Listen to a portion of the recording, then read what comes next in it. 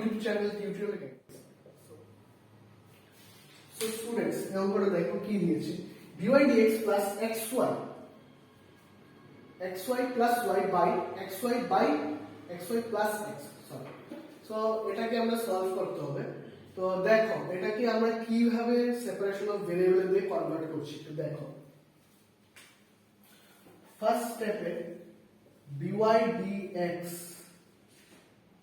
Plus উপর থেকে তো একটা y কমন নিতে হচ্ছে, সো একটা y কমন যদি নিই তাহলে কি আসবে x plus 1, ঠিক আছে। আর নিচের থেকে একটা কি কমন যাবে x, y plus 1 equal to 0, ঠিক আছে। আসলে এটা এইবার দেখো কি করতে পারি dy dx equal to minus y into x plus 1 x into y plus 1, ঠিক আছে। এবার দেখো সেপারেট করে এটাকে, সো dy এর নিচে কি আসবে y, আচ্ছা একবারই করে ফেলি, দুবার করার কোনো দরকার নেই। দেখো এটা উপরে আসবে মানে y plus 1 by y dy, আর ওইদিকে কি থাকবে দেখো, ওইদিকে থাকবে তোমার x plus 1 by x dx। দেখো এটা আসলে বুঝতে পারছো কি করেছি, জাস্ট সাইড চেঞ্জ করেছি, ক্রস মাল্টিপ্লিকেশন করেছি, সো y গুলো y এর সাথে চলে গেল x এর সাথে মানে dx এর সাথে। সো সেপারেট হয়ে গেল। তো এবার এটাকে কি করতে হবে integration, therefore y plus 1 by y dy integration x plus 1 by x dx, fine. এবার দেখো এটা ইন্টিগ্রেশনটা কিভাবে করতে হবে, এটা তো নরমাল কোনো ফর্মুলাতে বলছে না, সো দেখো কিভাবে করি আমরা এটা ইন্টিগ্রেশনটা। সো এটাকে একটু পার্শিয়ালি ডিভাইড করে দিতে হবে, তাহলে কি আসবে y by y plus 1 by y dy, আর ওই দিক থেকে আসছে x by x plus 1 by x dx, ঠিক আছে। সো এতটুকু করার পর দেখো কি আসছে y by y কি হয়ে গেল 1, that implies dy plus 1 by y dy dx plus 1 by x dx। I hope এই জিনিসটা তোমরা বুঝতে পেরেছো। একটু তাড়াতাড়ি করে দিয়েছি, স্টেপ জাম্প দিয়েছি। দেখো y by y কি হবে 1, so 1 into dy dy 1 by y into dy plus এইটাকে আমরা আলাদা ইন্টিগ্রেশন করে সেপারেট করে দিলাম। কেন বলছো দেখো এখন এটা ইজিলি আমরা ইন্টিগ্রেশন করতে পারছি, সবগুলো ফর্মুলা চলে এসেছে। সো dy এর ইন্টিগ্রেশন কি হবে y, ওটা কি হবে log mod y equal to x plus log mod x plus c, শেষ। একটু ট্রিকি, কারণ এটা আমরা সেপারেশন অফ ভেরিয়েবলে কনভার্ট করতে হলো, y কমন নিতে লাগলো, তারপরে এইভাবে করলাম। তো এটা ভালো করে করো, আশা করি না কোনো ডাউট থাকবে, এটাকে ভালো করে প্র্যাকটিস করবে, তাহলে আস্তে আস্তে ডাউটগুলো চলে যাচ্ছে। আর যদিও ডাউট থাকে কমেন্ট বক্স আছে, ডেসক্রিপশন লিংক আছে হোয়াটসঅ্যাপ এবং টেলিগ্রাম চ্যানেলে আমাদের, সো এখানে গিয়ে আমার সাথে যোগাযোগ করতে পারো। সো এটা একটা স্ক্রিনশট নিয়ে নাও, কাজে লাগবে এটা। সো স্টুডেন্টস এতক্ষণ আমরা যে অঙ্কগুলি করলাম তা হলো জেনারেল সলিউশন, ঠিক আছে। এখন আমরা একটা এক্সাম্পল নিয়েছি পার্টিকুলার সলিউশনের কিভাবে করতে হয়। দেখো কি দিয়েছে এখানে x into x square minus 1 dy dx equal to 1, কমা দিয়ে দিয়েছে y is equal to 0 when x equal to 2। আমরা একটা কন্ডিশন দিয়েছি যখন x এর ভ্যালু 2 হবে y এর ভ্যালু কত হবে 0। সো এইগুলো আমরা কোথায় পুট করব, কিভাবে করতে লাগে এটাই দিচ্ছি। আমাদের প্রথম এইগুলো থেকে নজর দিতে হবে না, এগুলো থাকো, লাস্টে কাজ লাগবে। সো আমরা এখান থেকে স্টার্ট করছি। এটাকে সেপারেশন অফ ভেরিয়েবল নিতে গেলে এগুলো সেপারেট করতে হবে। দেখো এখানে ভেরিয়েবল কি আছে x আছে আর 1 আছে, তো এটা অনেক ইজিলি করা যাবে। x into x square minus 1 dy equal to dx, ঠিক আছে। এদিকে সরিয়ে নিলাম আমরা, কি আসলো তারপর dy equal to dx by x x square minus 1 separation হয়ে গেল সো ইন্টিগ্রেশন dy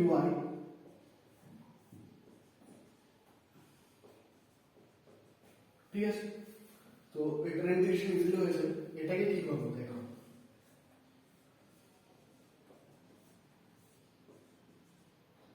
এটাকে কি লেখা যায় x plus 1 into x minus 1 a plus b into a minus b লেখা যায় সো দেখো এটা কিছু মনে করছো তোমাদের টার্ম ওয়ান তোমরা করছিলে পার্শিয়াল ফ্র্যাকশন যেগুলো ছিল সো এটা পার্শিয়াল ফ্র্যাকশন একটা ফর্মের মধ্যে বলছে সো এটাকে কি করতে হবে দেখো এটাকে আমরা এই জায়গায় সলভ করব না এটা এখানে থাকুক আমরা এটাকে ইকুয়েশন 1 দিয়ে দিলাম ঠিক আছে দিয়ে কি করলাম দেখো let 1 by x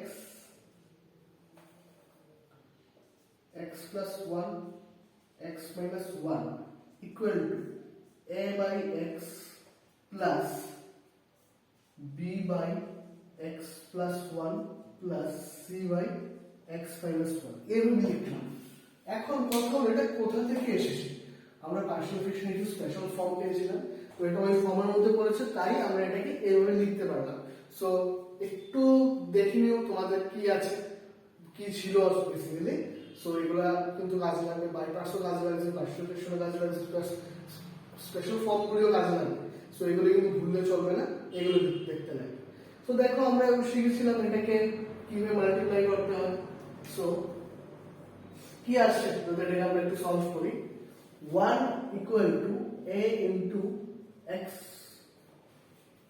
plus 1 x minus 1 plus b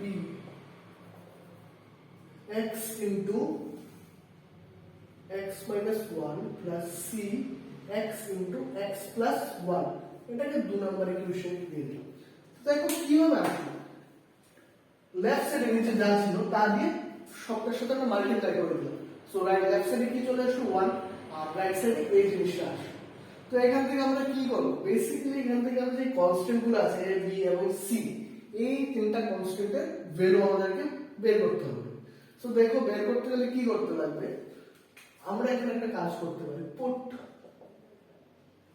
x equal to 0 in equation 2 equation 2 এর মধ্যে x equal to কি বসালাম 0 যদি 0 বসিয়ে দিই দেখো এই জায়গাটা এবং এই জায়গাটা 0 হয়ে গেল ঠিক আছে সো কি আসলে এখান থেকে দেখো সো 1 equal to minus 8 দেখো বুঝতে পারছো কি না এই জায়গাটাকে দেখো এখানে 0 বসালাম তো কি আসলো প্লাস 1 এখানে 0 বসালাম তো কি আসলো minus 1 so plus minus into করে আসলো কি মাইনাস 8 আর এটা কমপ্লিটলি 0 হয়ে গেল এটাও কমপ্লিটলি 0 হয়ে গেল কেন এখানে একটা x আছে so 0 into something is 0 0 into something is 0 so এর ভ্যালু কি আসবে এখান থেকে that implies a equal to minus 1 ঠিক আছে এবার দেখো আমরা কি করছি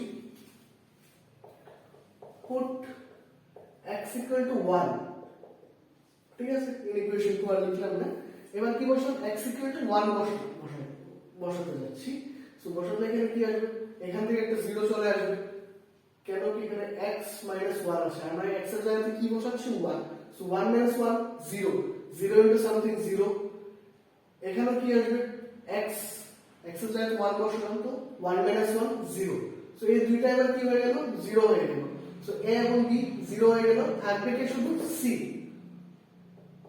1 equal to কি আসবে এখান থেকে 2c আসবে ক্যালকুলেশন করে দেখি 2c আসছে that implies c is equal to half similarly আমরা এবার পুট করব কি put x equal to minus 1 যখন minus 1 পুট করছি তখন দেখো এখান থেকে কি আসবে minus 1 plus 1 0 পুরোটা 0 হয়ে গেল minus 1 plus 1 0 c ও 0 হয়ে গেল কে থাকবে শুধু এটা 1 is equal to 2c sorry 2b ঠিক আছে দেখো ক্যালকুলেশন করে 2b আসে কিনা so that implies b equal to half তো দেখো এর ভ্যালু বের করলাম c এর ভ্যালু বের করলাম এবং b এর ভ্যালু আমরা ফাইন্ড আউট করে নিলাম বাস এতটুকু হয়েছে এখন আমাদেরকে আবার এই এক নাম্বারে ফিরে যেতে হবে সো দেখো এতটুকু পর্যন্ত করে নাও কারণ আমি একটা এই জায়গাটা ইরেজ করে দেব কারণ কি আমাদের বোর্ডটা তো লাগবে, সো এতটুকু পর্যন্ত স্ক্রিনশট বা কিছু একটা লিখে রাখো, হ্যাঁ খাতাতে নোট কপিতে লিখে রাখো, কেন এই জিনিসটা খাতাতে লিখে রাখো, কারণ কি এটা আমরা এখন মুছতে যাচ্ছি, ঠিক আছে। সো আমাদের এর ভ্যালু কি এসেছিল, এগুলো আমি ছোট করে লিখে, আচ্ছা এখানে লিখে আচ্ছা ঠিক আছে, মনে তো আছে এ বি এবং সি এর ভ্যালু কি আসলো -1 হাফ এন্ড হাফ। সো দেখো এখন কি বের করবো, দেখো ফ্রম 1 এক নাম্বার থেকে কি লিখতে পারি আমরা, দেখো integration dy equal to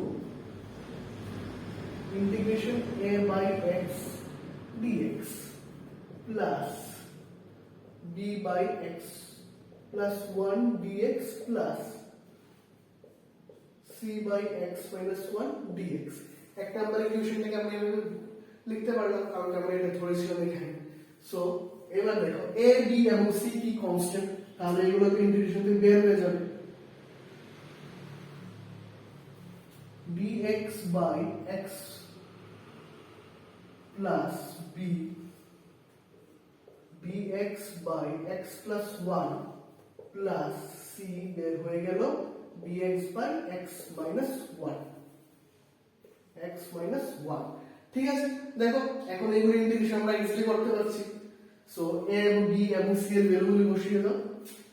integration dy এর ভ্যালু কি ছিল -1 integral dx by x plus half dx by x plus 1 plus half dx by x minus 1।